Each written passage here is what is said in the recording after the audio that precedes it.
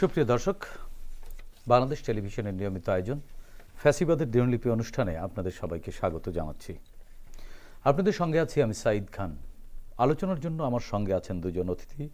আমার বাম দিকে রয়েছেন সিনিয়র সাংবাদিক কলামিস্ট আমিরুল ইসলাম কাগজি, ডান দিকে রয়েছেন বাংলাদেশ জাতীয়তাবাদী ছাত্র দলের কেন্দ্রীয় সংসদের সাংগঠনিক সম্পাদক মোহাম্মদ আমানুল্লাহ আমান। দুজন অতিথির মুখ থেকেই ফ্যাসিবাদ নিয়ে শুনব। কোনো শাসক যখন জনগণের মৌলিক অধিকার কেড়ে নেয় তখনই ঘটে গণবিপ্লব। 69, 90 এবং 24-এর অভ্যুত্থান তাই বলে। ফেরাউন, হিটলার, মুসোলিনি, স্ট্যালিন, ইদি আমিন, শেখ মুজিব, শেখ হাসিনা এবং সাম্প্রতিক সময়ের বাশার আল আসাদ পৃথিবীর ইতিহাসে অত্যাচারের প্রকৃষ্ট উদাহরণ। মানবজাতির ক্যালেন্ডারের পাতাকে রক্তাক্ত করা দেশ বিদেশের এই শাসকরা জেনে গেছেন অত্যাচারের ফলাফল কি হয়।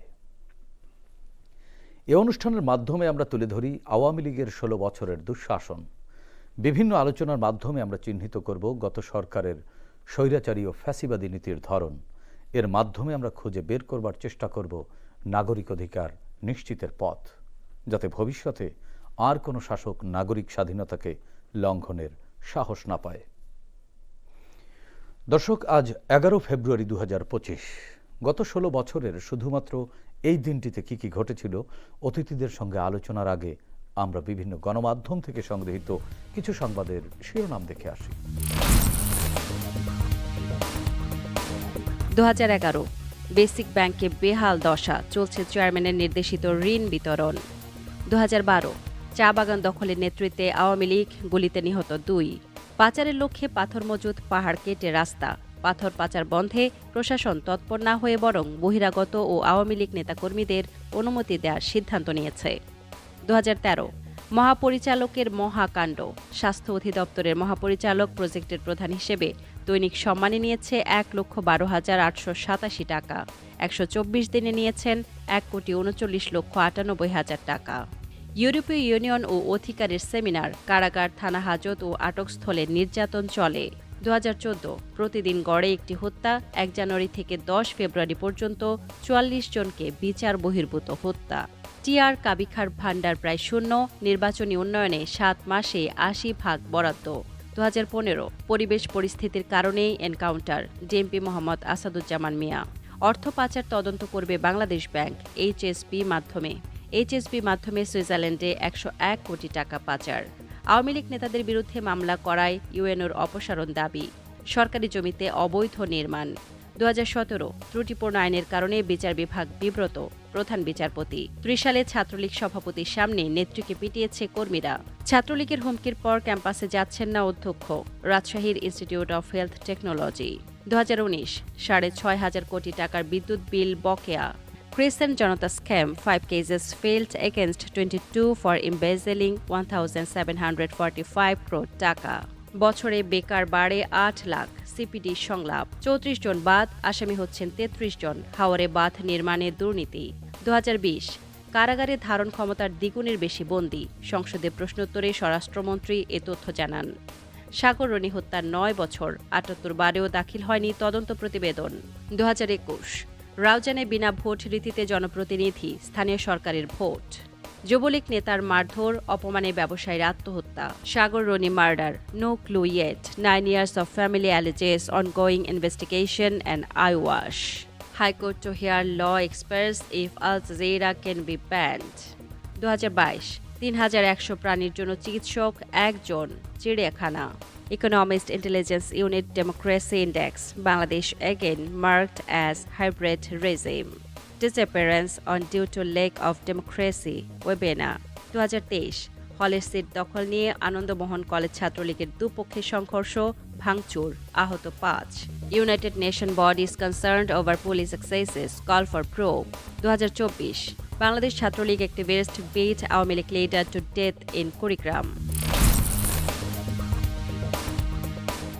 আমানুল্লাহ আমানের কাছ থেকে একটু জানতে চাচ্ছি। আমান, একটি সংবাদের শিরোনামে দেখলাম 30 সালে ছাত্রলীগ সভাপতির সামনেই নেত্রীকে পিটিয়েছে কর্মীরা। খুনোখুনি অস্ত্রের মহড়া বাদ দিলে ছাত্র সংগঠনের কর্মীরা কোনো কাজই খুঁজে পান না। ছাত্ররা আরও কি কি ধরনের কাজ করতে পারে বলে আপনি মনে করেন? আপনি নিজেও তো একজন ছাত্র এখনো পর্যন্ত, এবং একটি ছাত্র সংগঠনের শীর্ষ নেতৃত্বে রয়েছেন। আজকে ছাত্রলীগের যে ফ্যাসিবাদী আচরণ এবং ক্যাম্পাসগুলোতে যে তাদের যে দখলদারিত্ব এবং ছাত্র রাজনীতির নামে যে সমস্ত দুর্বৃত্তায়ন ক্যাম্পাসগুলিতে চলেছে, সেই কারণে এখনকার যারা তারা ছাত্র রাজনীতি সম্বন্ধে একটি বিরূপ ধারণার জন্ম হয়েছে এবং সেই কারণে আপনি দেখবেন যে অনেক জায়গায় অনেকে বলে থাকে যে ছাত্র রাজনীতি না চলার পক্ষে কথাবার্তা বলে থাকে। তারা মূলত এই ফ্যাসিবাদী সংগঠনের আচরণ এবং দুর্বৃত্তায়ন দেখেছে বলেই এই ধরনের কথাবার্তাগুলি চলে আসছে। ছাত্রলীগের সময়ে যখন ফ্যাসিস্ট আওয়ামী লীগ ক্ষমতায় ছিল, সেই সময়ে ছাত্র রাজনীতির নামে ক্যাম্পাসগুলিতে যা হয়েছে তার একটি উদাহরণ টেনে আপনি বললেন যে ছাত্রলীগ সভাপতির সামনে একটি ঘটনা ঘটেছে 30 সালে। আপনি ছাত্রলীগের শোভন রাব্বানী কমিটি হওয়ার পরে যখন কমিটিটি পূর্ণাঙ্গ হয়, তখন তৎকালীন রোকেয়া হলের ছাত্রলীগের সভাপতি ওরা কিছু তারা কমিটি থেকে বাদ পড়েছিল, সেই কারণে তারা সংক্ষুব্ধ হয়ে প্রতিবাদ করতেছিল। সেখানে ছাত্রলীগের স্বয়ং সাধারণ সম্পাদক গোলাম রাব্বানী সে রোকেয়া হলের তৎকালীন সভাপতির গায়ে হাত দিয়েছে টিএসসিতে বসে, এবং যারা প্রতিবাদ করছিল তারা সে নিজে সভাপতি সাধারণ সম্পাদক তার গায়ে হাত দিয়ে। সুতরাং ছাত্রলীগ ছাত্র রাজনীতির যে সংস্কৃতি ছিল বাংলাদেশে, সেখানে শুধু অপরাপর যারা ভিন্ন মত অবলম্বন করে তাদের উপরই নয়, স্বয়ং নিজের সংগঠনের কেউ যদি মতামতের বাইরে যেত, সে হাসিনার যে মানে কর্তৃত্ববাদী চরিত্র, সেই চরিত্রটি ছাত্রলীগের কেন্দ্রীয় নেতৃবৃন্দের মধ্যেও ফুটে উঠেছে তাদের আচরণের মধ্যে। সুতরাং ছাত্র রাজনীতির যে বিষয়টা ছিল, ছাত্র রাজনীতিকে যেরকম মানুষ পছন্দ ছিল, ঠিক আছে, সেই গুণগত জায়গাটা থেকে একটি দুর্বৃত্তায়নের জায়গায় ছাত্রলীগ নিয়ে গেছিল, যার কারণে এবং প্রজন্মের কাছে একটি এবং ছাত্র রাজনীতিকে কলুষিত করে উপস্থাপন করেছে, হিসেবে আসলে প্রতিষ্ঠিত করেছে। সাধারণ শিক্ষার্থী তথা সমাজের নানাবিধ উপকারে এবং প্রয়োজনে পাশে দাঁড়ানো যায়। তো সেই জায়গাগুলিতে আমরা ওই চর্চায় না যে, যেমন ছাত্র রাজনীতিতে যেগুলি করা যাচ্ছে, আপনি মনে করেন যে আজকে সাম্প্রতিক সময়ে বাংলাদেশে বন্যা হলো, বন্যা হওয়ার পরে এখানে আমরা অপর সময় দেখেছি যে, এবং শিক্ষার্থীরা যখন ঐক্যবদ্ধভাবে সেটি মোকাবেলা করার জন্য সাধারণ মানুষের পাশে দাঁড়ায়, আপনি দেখবেন যে সমাজে অনেক সময় সাধারণ মানুষের অনেক রক্তের প্রয়োজন হয়। শিক্ষার্থীদের মধ্যে যদি ঐক্যবদ্ধভাবে থাকে, কারণ ব্লাড ডোনেশন করতে পারে, সমাজের মানুষের পারসেপশনও কিন্তু একটু পজিটিভ থাকে। এগুলি করেই তো সেই পারসেপশনটা তৈরি হয়। দুর্নীতি করতে পারে না বা তারা অসৎ। আবার দেখবেন যে জাতীয় প্রয়োজনে শিক্ষার্থীরা সংঘবদ্ধভাবে তারা কাজে ঝাঁপিয়ে পড়ে, যেমন 52, 69, 71, বাংলাদেশের এই ভূখণ্ডের যতবার স্বাধিকার আন্দোলন হয়েছে, প্রত্যেকবারই শিক্ষার্থীরা তাদের বুক চিতিয়ে লড়াই করে মানুষের কথা বলার অধিকার, বাক স্বাধীনতা ফিরিয়ে দিয়েছে। আর আপনি দেখবেন যদি আজকে এই যে বৃক্ষরোপণ যদি প্রয়োজন হয়, এবং উপকূলীয় অঞ্চলে আমরা দেখেছি যে অনেক সময় যে বন্যার সৃষ্টি, প্রত্যেকটা জায়গায় শিক্ষার্থীরা, এবং বাংলাদেশের ইতিহাসটা এরকম যে দেশের সংকটের সংগ্রামে সবসময় ছাত্র সমাজ এবং সাধারণ শিক্ষার্থীরা কিন্তু ঐক্যবদ্ধভাবে এগিয়ে আসে এবং দেশের প্রয়োজনে এটা বারবার সেই পরিচয় দিয়েছে। এবং এই 24-এর গণঅভ্যুত্থানও তার আরেকটি সফল উদাহরণ আমরা বাংলাদেশের মানুষের সামনে দেখেছি। সুতরাং ছাত্র রাজনীতির মাধ্যমে সমাজ এবং দেশের জন্য নানাবিধভাবে সমাজের উপকারে আসা যায়, দেশের স্বার্থে নিজেকে বিলিয়ে দেওয়া যায়। কিন্তু ওই যে কলুষিত যে অধ্যায়টি রয়েছে, সেই অধ্যায়টির মাধ্যমে কলুষিত কিছু রাজনীতি বাংলাদেশে যুক্ত হয়েছে বলে আজকে এই প্রশ্নটা জন্ম হয়েছে। আমরা আর ওই ধরনের রাজনীতিতে বাংলাদেশের ছাত্র সমাজ ফিরে যাক সেটা চাই না। এমন আপনার কাছ থেকে আবারও শুনবো আমিরুল ইসলাম কাগজি, আপনিও একসময় ছাত্র রাজনীতি করতেন এবং ঢাকা বিশ্ববিদ্যালয় ক্যাম্পাসে আপনারও ছাত্র রাজনীতি বা নেতৃত্ব দেবার সৌভাগ্য বা সুযোগ হয়েছে। আপনি কি আমানের সাথে একমত কিনা, বা আপনার অবজারভেশনটা কেমন এক্ষেত্রে? প্রতিটা ক্ষেত্রে যে আন্দোলন সংগ্রাম হয়েছে সব কিন্তু ছাত্ররাই করেছে।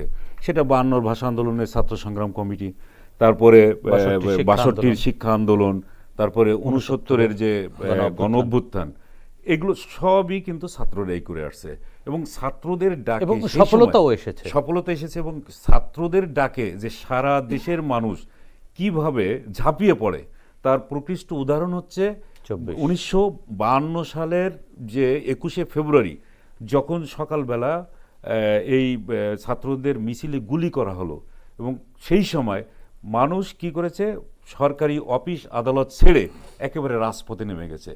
এই যে বাংলাদেশের আন্দোলনের ধারাবাহিকতা, এইটা আমরা আবার নতুন করে দেখলাম 2024 সালের জুলাই বিপ্লবে। কেন এই বিরূপ প্রতিক্রিয়া মানুষের মধ্যে দেখা দিচ্ছে, তার মূল কারণ হচ্ছে গত 15 বছর ধরে মানুষের মধ্যে না, ছাত্রদের মধ্যেও কিন্তু এক ধরনের বিরূপ প্রতিক্রিয়ার কারণ হলো যে এই গণরুম, তারপরে যে অত্যাচার নির্যাতন করা হতো এবং ছাত্রদেরকে বিভিন্ন মিছিল মিটিংয়ে নেওয়ার জন্য জোর করা হতো। তো এইগুলো তো তারা দেখতে অভ্যস্ত না। একটু ময়মনসিংহে আনন্দমোহন কলেজের শতবর্ষ উদযাপন উপলক্ষে যে বিশাল আয়োজন হয়েছিল, সেই আয়োজনটাকে ধূলিসাৎ করে দিয়েছিল ছাত্রলীগের পোলাপান। মানে তারা মুহূর্তের মধ্যে চারিদিকে লাইট টাইট সবকিছু নিভাইয়ে দিয়ে মানে এমন অত্যাচার করেছে, মানে সেটা নারকীয় কাণ্ড যেটা নারকীয় কাণ্ড। এবং দেখা গেল যে পুরা একটা উৎসবমুখর পরিবেশটাকে ধ্বংস করে দিল। সে বাংলা একাডেমিতে এখন যে বই গ্রন্থমেলা হচ্ছে, এই গ্রন্থমেলাটাও কলুষিত করেছিল 1997 সালে এই ছাত্রলীগের পোলাপানি। তো এই ধরনের ঘটনাগুলোই ছাত্রলীগের এই কারণেই আসলে ছাত্র রাজনীতির প্রতি এক ধরনের মানুষের ঘৃণা জন্মেছে, একদম সবচেয়ে বড় কারণ। এখান থেকে কি আমাদের উঠে আসা সম্ভব? উঠে আসা সম্ভব, খুবই সম্ভব।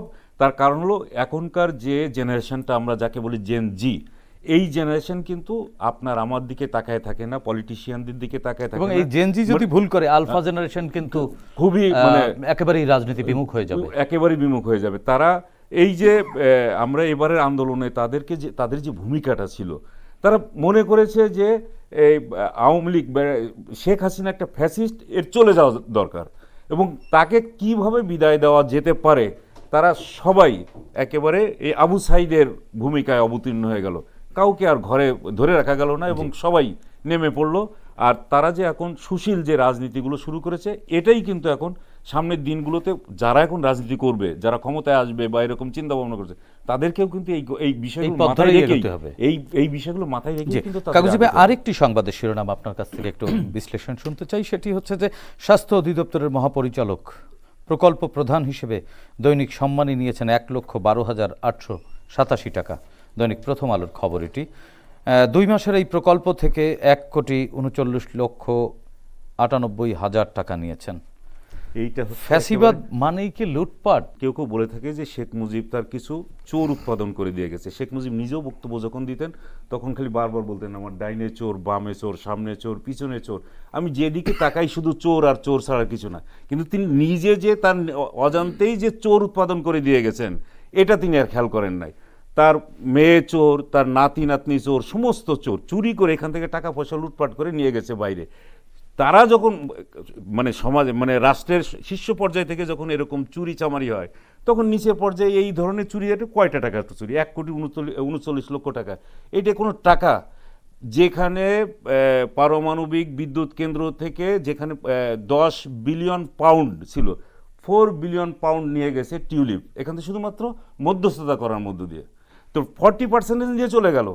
আপনি এটা দেখার পরে অন্যরা কি শান্ত থাকতে পারে? ওইখানে যারা কাজ করেছে বলে যে বালিশ কাণ্ড। একটা বালিশ তৈরি করতে না হলে 10,000 টাকা লাগছে, একটা পর্দা তৈরি করতে না হলে 20,000 টাকা বা 30,000 টাকা লাগছে। এইটা তো একেবারে খুবই নমিনাল একটা বিষয়। বড় বড় টাকা চুরি হয়ে গেছে উপর দিয়ে। এই যে স্বাস্থ্যের বিষয়টা সবসময় আলোচিত ছিল। শাহেদ নাম করে একটা বাটপার ছিল, স্বাস্থ্যমন্ত্রীর সঙ্গে ছবি তোলে, স্বাস্থ্য অধিদপ্তরের ডিজির সঙ্গে ছবি তোলে, বড় বড় লোকদের সঙ্গে ছবি তুলে বড় জায়গাগুলো পরিষ্কার করে নিয়ে টাকা পয়সা যত পারছে লুটপাট করে নিয়ে চলে গেছে। তারপরে স্বাস্থ্যের একজন ড্রাইভার ছিল যার নাম মালেক। সেই মালেক কত কোটি টাকার মালিক সে নিজেও জানে না। যেমন শেখ হাসিনা নিজে বলে যে আমার যে পানি দিয়ে বেড়াতো জাহাঙ্গীর, পানি জাহাঙ্গীর যার নাম, সে নাকি হেলিকপ্টারে করে চলাফেরা করতো। তার কাছে খুঁজে দেখা গেল যে 400 কোটি টাকার মালিক। এই কথা বলার পরে সে আর কিন্তু তারে এটা একটা বলা হলো, মানে ইন্ডিকেট করে দেওয়া হলো যে তুমি তাড়াতাড়ি দেশ ছেড়ে চলে যাও। এই কথা যেদিন বলছে তারপরেই কিন্তু সেই পানি জাহাঙ্গীর দেশ ছেড়ে চলে গেছে। এবং শেখ হাসিনা যখন দেশ ছেড়ে চলে যায়, তার পাশে যে সমস্ত লাগেজ ছিল, এই লাগেজের হিসাবগুলো কে দিবে? সেইগুলোতে কি ছিল তা কেউ এখনো পর্যন্ত জানে না। এটা মিন করা কি? কারজাই চলে গেছিল না, এই যে আফগানিস্তান থেকে যখন বিমানে উঠছে তখন কিন্তু তার ওই ট্যাঙ্ক থেকে শুধু ডলার আর ডলার পড়ে যাচ্ছে নিচে। তো স্বৈরাচাররা কিন্তু সবসময় এইরকমই যখন চলে যায় তখন শুধুমাত্র নিজের পরিবার পরিজনকে বাঁচানোর জন্য এবং টাকা পয়সা যত কিছু দরকার সেগুলো নিয়ে যায়। আপনি ফিলিপাইন, আপনি যখন আপনার ইন্ট্রোডাকশানে যখন বলতেছিলেন যে হিটলার, মুসোলিনি, ইদি আমিন এরা, তারপরে যে সর্বশেষ বাশার, তো এর সাথে যুক্ত করতে হবে মার্কোসের কথাটা, ফিলিপাইনের। তিনিও যখন গিয়েছিলেন তখন কিন্তু খুব এই যে 80-র দশকে সবচেয়ে আলোচিত বিষয় ছিল ওই তার স্ত্রী ইমেলদা মার্কোসের কত পরিমাণ জুতা ছিল, শুধু জুতার একটা গুদাম ছিল। সেই জুতা যখন যা দরকার হতো তখন তাই পরে সে ঘুরে বেড়াতো।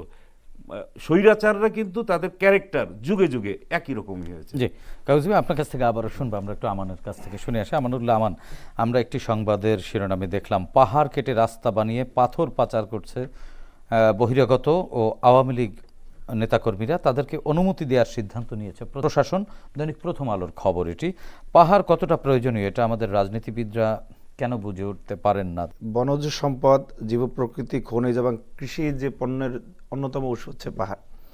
যেহেতু পাহাড়গুলো আমাদের যে এই যে পৃথিবী নামক গ্রহ, এই গ্রহের একটা মানে জটিল বাস্তু সংস্থানের অংশ হচ্ছে পাহাড়, এবং আত্মনির্ভরশীল বাস্তু সংস্থানের প্রতিনিধিত্ব করে এই পাহাড়। এবং জলবায়ু পরিবর্তনের সবচেয়ে যে সংবেদনশীল বিষয়গুলি রয়েছে, সেটা যেমন পাহাড় মেঘকে বাধাগ্রস্ত করা এবং আমাদের কৃষি পণ্যের অনেক বিষয়গুলির সাথে পাহাড় সংশ্লিষ্ট।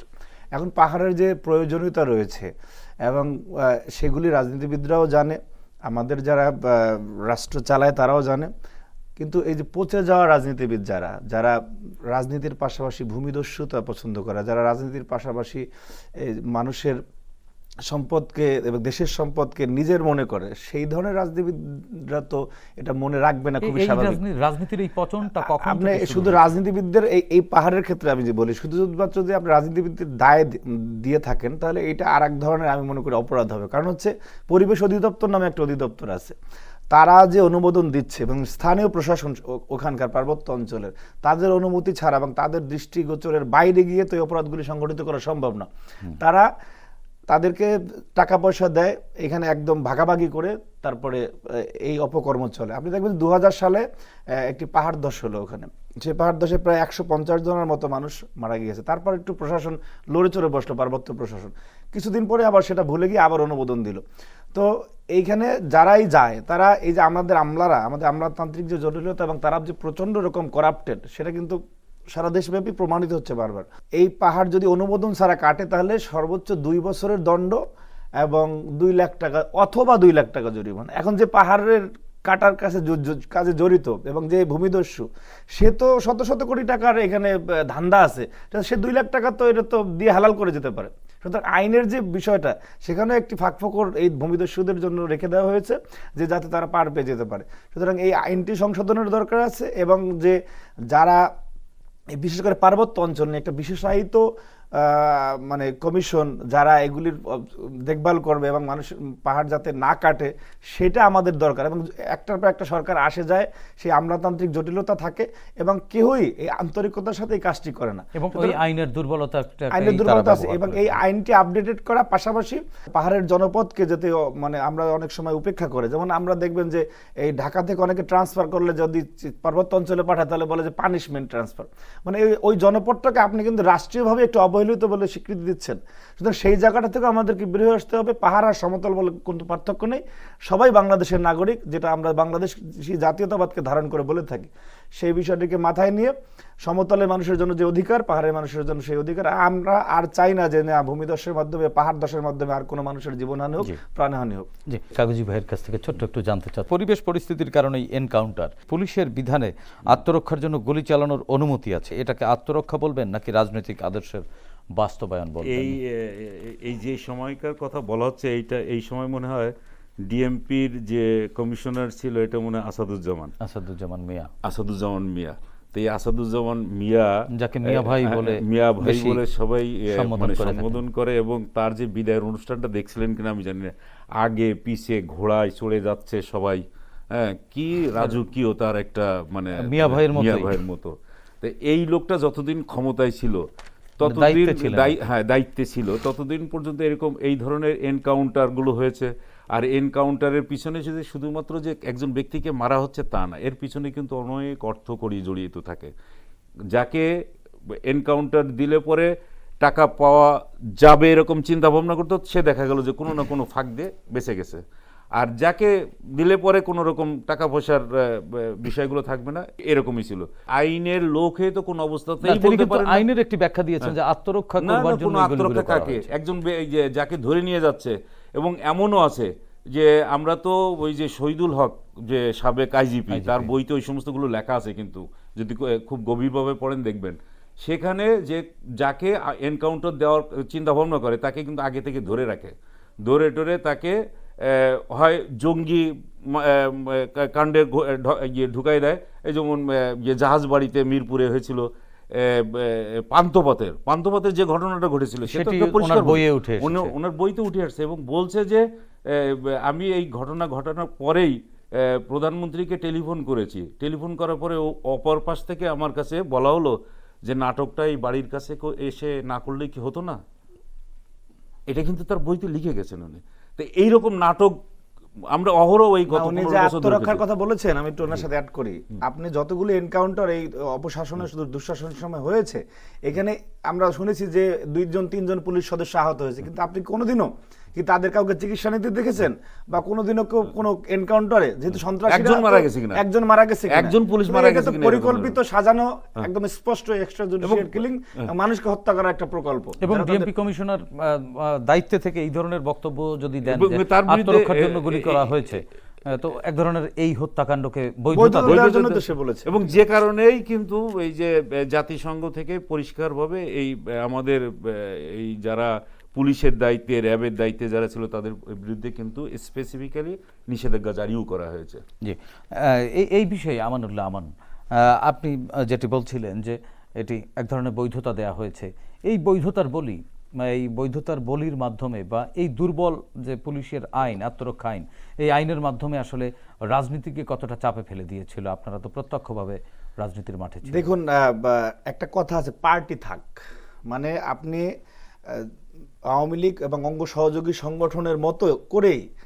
আইন শৃঙ্খলা বাহিনীতে তথাকথিত কিছু অস্ত্রধারী সন্ত্রাসী যারা পুলিশের লাইসেন্স নিয়েছে এবং র্যাব অন্যান্য, কিন্তু অ্যাট দ্য সেম টাইম তারা আওয়ামী লীগের, আমি এইভাবেই বলতে চাচ্ছি, যারা অন কাইন্ড অফ পার্টি থাকের মতো কাজ করেছে এই ফ্যাসিস্ট হাসিনার সন্ত্রাসী হিসেবে, যে যারা আমাদের নুরুজ্জামান জনি, আমাদের মাহমুদুর রহমান রাপ্পি, এদেরকে ধরে নিয়ে নুরুজ্জামান জনির বুকে 19টা গুলি করেছে ছাত্রদলের খিলগাঁও সেক্রেটারি। তো এই ধরনের রাজনৈতিক প্রতিপক্ষকে দমন করার জন্য যে নিকৃষ্টতম ফ্যাসিজমের আশ্রয় প্রশ্রয় না, সেইটা এই দলদাস দলকানা যে যারা প্রশাসনে ছিল তাদের মাধ্যমে খুনি হাসিনা বাস্তবায়ন করেছে। এই যে আইনটি রয়েছে আত্মরক্ষার নামে, যে এখানে আইনটি, কোনো ধরনের আইনের কোনো দ্বারস্থ হওয়া হয় না, আইন বলে এখানে কিছুই নাই। এখানে আমরা দেখেছি যে একটা পুরনো পিস্তল ওই যে ডিবি অফিস থেকে, কাউন্টার টেরোরিজম থেকে নিয়ে আসা হয়েছে, সেটা ফেলে দিয়েছে, আর যাকে মারার তাকে মেরে ফেলেছে। একটু আগে ভাই যেটা বললেন, আবার অনেক সময় অর্থের জন্য একজন ব্যবসায়ীকে দেখা গেছে নিয়ে গেছে, 50 লাখ যদি দিতে পারতো সে ব্যবসায়ী বেঁচে গিয়েছে, নাহলে তাকে মেরে ফেলেছে। অর্থাৎ মানুষকে, আপনি কক্সবাজারের ওসি প্রদীপ যে স্বঘোষিত 200-র উপরে মানুষ মেরেছে এই স্বাধীন বাংলাদেশে।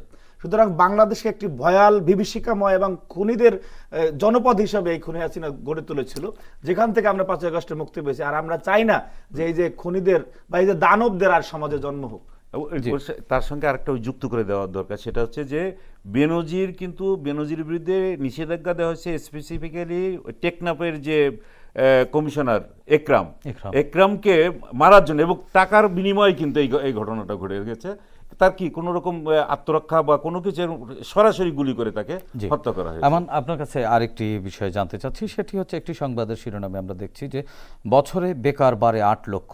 Centre for Policy Dialogue CPD সংলাপে এ তথ্য উঠে এসেছে। প্রতি বছর এরকম বিপুল সংখ্যক বেকার বেড়ে যাচ্ছে বাংলাদেশে, এই সংবাদের মাধ্যমে আমরা জানলাম। দেশে আসলে কর্মসংস্থান তৈরি কেন হচ্ছে না বলে আপনি মনে করেন? আমরা তো ডে বাই ডে উন্নত হচ্ছি বা বিশ্বমানের হচ্ছি, আমরা দাবি করছি।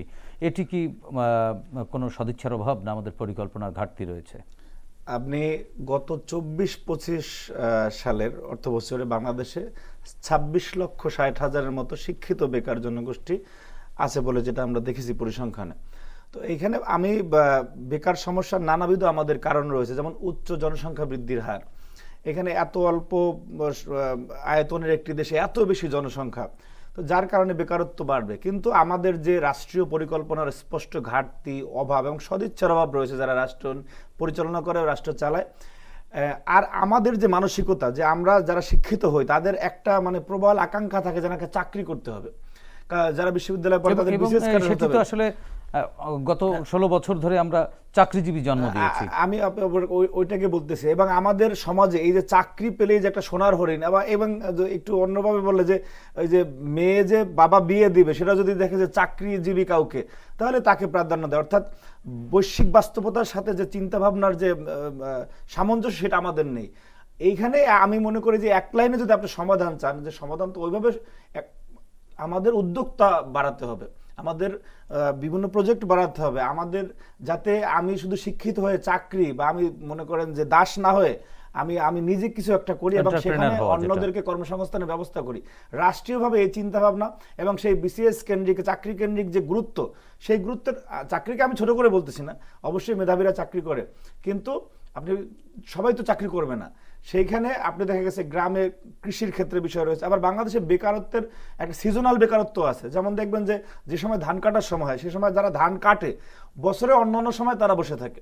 আবার দেখবেন যে এক কেন্দ্রিক এক ব্যক্তিকে চিন্তা করার কারণে আপনারা 7 ভাই বোন, আপনার পরিবারের বড় ভাই দেখা গেছে ইনকাম করে, সে চালায়, বাকিরা বসে থাকতেছে, তারা কোনো কর্মমুখী শিক্ষা বা কোনো কিছু যে আমি আলাদা একটা করি, এটিকে তো রাষ্ট্রেরও উদ্যোগ নিতে হবে ডেফিনেটলি। সেখানে আমি যেটা বললাম যে স্পষ্ট পরিকল্পনা যে আমার এই জনসংখ্যা আছে, এই জনসংখ্যাকে আমি কিভাবে জনসম্পদে রূপান্তরিত করব, জনশক্তিতে রূপান্তরিত করব, সেই বিষয়টিকে না ভেবে আমাদের তো ওই যে ক্ষমতায় আসা যাওয়ার একটা থাকে রাষ্ট্রীয়ভাবে প্রবল আকাঙ্ক্ষা নিয়ে এই 5ই আগস্টের ছাত্র জনতার সফল গণ অভ্যুত্থান হলো। সেখানে কিন্তু আমরা বাংলাদেশে শুধু ক্ষমতার চেয়ার পালাবদলের কোনো কিছু আমরা চাচ্ছি না এবং বাংলাদেশের মানুষও চাচ্ছে না। অর্থাৎ যে রাজনীতিবিদরা প্রকৃত অর্থেই বাংলাদেশকে নিয়ে ভাববে, বাংলাদেশের মানুষের সামগ্রিক বিষয় নিয়ে ভাববে, একদম সেই ফুটপাত থেকে সংসদ ভবন পর্যন্ত ভাববে, আমরা ওই ধরনের নেতৃত্ব চাচ্ছি এবং ওই ধরনের রাজনীতিও বাংলাদেশে চাচ্ছি। আমরা একটি সংবাদের শিরোনামে দেখলাম, সুইজারল্যান্ডে 101 কোটি টাকা পাচার হওয়ার পর তদন্তের কথা বলছে কেন্দ্রীয় ব্যাংক। বিপুল অঙ্কের এই যে পাচার হয়েছে, তার ফলে দেশের মুদ্রাস্ফীতি ঘটতে কিভাবে প্রভাবিত করেছে বলে আপনি মনে করেন? এই যে টাকাটা লুটপাট হয় কিভাবে আমাদের এখানে, ছোট্ট করে একেবারে মানে যে রপ্তানি উন্নয়ন ব্যুরো আর হচ্ছে বাংলাদেশ ব্যাংক, এই দুটো। রপ্তানি উন্নয়ন ব্যুরোর কাজ হচ্ছে যে তারা হিসাব দিয়ে দেয় আমার এত পরিমাণ টাকার রপ্তানি হলো, কিন্তু আসলো কি আসলো না সেটার হিসাব দেওয়ার কথা হচ্ছে বাংলাদেশ ব্যাংক। বাংলাদেশ ব্যাংক সেই হিসাবটা কখনোই দেয় না। কোটি কোটি টাকা বাইরে চলে যাওয়ার কারণে হচ্ছে কি আমাদের এখানে টাকার যে ঘাটতি পড়ে যাচ্ছে, ডলারের ঘাটতি পড়ে যাচ্ছে। আমরা গত 15 বছর ধরে কিন্তু আমাদের একবার ডলারের রিজার্ভ হয়ে গেল 48 বিলিয়ন ডলার হয়ে গেল, সেইটা মুহূর্তের মধ্যে শেষ করে দিল আমাদের এই গভর্নমেন্ট। এই মানে বিগত ফ্যাসিবাদী আওয়ামী লীগ এই কাজটাই করেছে, কিন্তু কেউ কোনো পাহারা দিত না। পাহারা না দেওয়ার কারণ হয়েছে কি আমাদের এখানে একেবারে ইনফ্লেশনটা খুব দ্রুত বেড়ে গেছে। এই ইনফ্লেশনটা আমরা কিন্তু আর কভার করতে পারছি না এখনো পর্যন্ত। ওইটার মানে আমরা এখন কি বলে তার সেই উত্তরাধিকার হিসাবে আমরা বয়ে বেড়াচ্ছি। কাগজি ভাই, আমরা শেষ করব। আমানুল্লাহ আমান, 5 আগস্ট পরবর্তীতে পরিবর্তিত সময় আপনার প্রত্যাশা এবং পরামর্শ কি? বাংলাদেশের সাধারণ মানুষ যে কারণে রক্ত দিয়েছে, সেই রক্তের পবিত্র ঋণের যে দায়বদ্ধতা রয়েছে, সেইটা যাতে যারা এখন আছে এবং আগামীতে রাষ্ট্র পরিচালনা করবে, তারা সেই রক্তকে যাতে ধারণ করে যে না কি কারণে এই মানুষগুলি জীবন দিল, তারা কিরকম বাংলাদেশ প্রত্যাশা করেছে বলে এই জীবন দিয়েছে, সেইভাবে বাংলাদেশকে পরিচালনা করা হবে। আমিরুল ইসলাম কাগজি, একই প্রশ্ন। আমি মনে করি যে পবিত্র রক্তদান করেছে আমাদের একেবারেই সবচেয়ে তরুণ এবং মেধাবী, আমি বলবো সবাই তো ইউনিভার্সিটি, কলেজ এবং স্কুলের ছাত্রছাত্রী, এরা কিন্তু বাইরের না। তাই এদের যে প্রত্যাশা, সে একটা সুন্দর বাংলাদেশ, একটা উন্নত বাংলাদেশ, একটা শান্তিপূর্ণ বাংলাদেশ, যেখানে সবার বাংলাদেশ, যেখানে গণতন্ত্র চর্চা হবে, যেখানে মানুষের মত প্রকাশের স্বাধীনতা পাবে। সবচেয়ে বড় জিনিস যেটা আমি ভাবি, আমি যেটা চিন্তা করি, সেটা যেন আমি অকাতরে বলতে পারি, এই অধিকারটুকু যাতে প্রতিষ্ঠিত হোক, এটাই কামনা করি। জি, ধন্যবাদ আমিরুল ইসলাম কাগজি, ধন্যবাদ আমানুল্লাহ আমান, আপনাদের দুজনকেই। প্রিয় দর্শক, 36 জুলাইয়ের গণ অভ্যুত্থানের মাধ্যমে ছাত্র জনতা এ মাটির গর্ভে যে নতুন আলো প্রবেশ করিয়েছে, তা ধরে রাখবার দায়িত্ব শুধু সরকারের একার নয়, আমাদেরও। বিভিন্ন স্থানে ঘটে যাওয়া মব ভায়োলেন্স, মব জাস্টিস ফ্যাসিবাদী সংস্কৃতিরই অংশ। সুশাসনের প্রয়োজনে দীর্ঘদিনের চর্চিত এই ফ্যাসিবাদী সংস্কৃতি থেকে বেরিয়ে এসে আইনের আশ্রয় নিতে হবে আমাদের। আসুন আমরা সুনাগরিকের পরিচয় দেই, ফ্যাসিবাদকে রুখে দেই। দর্শক, দেখা হবে আগামী পর্বে নতুন অতিথির সঙ্গে। ততক্ষণ পর্যন্ত ভালো থাকুন, সুস্থ থাকুন, বাংলাদেশ টেলিভিশনের সঙ্গেই থাকুন। খোদা হাফেজ।